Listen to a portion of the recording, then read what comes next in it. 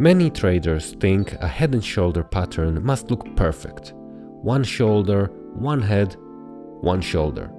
But real charts almost never look like the textbook example. So what happens when you see multiple left shoulders? Is the pattern still valid? As you can see on this chart, the price forms several peaks on the left side before it creates the head.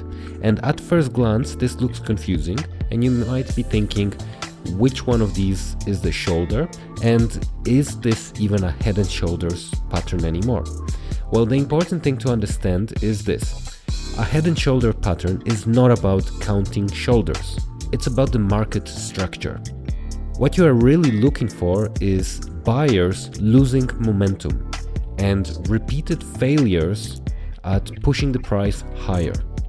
And finally, a strong rejection that forms the head.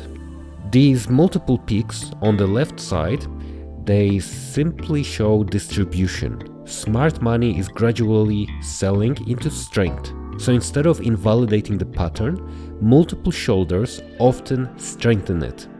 Here's the rule I personally use. Ignore symmetry. Focus on three things.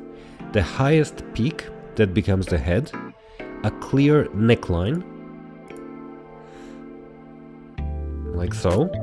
This should be connecting all the support areas, and lower highs after the head. So we have a lower high here and here. If these conditions exist, the pattern is still valid even if the left side looks messy. Markets are not geometric drawings. So I would say that beginners look for perfect patterns and experienced traders looked for shifts in control. When you understand that, you stopped missing high quality setups just because they don't look perfect.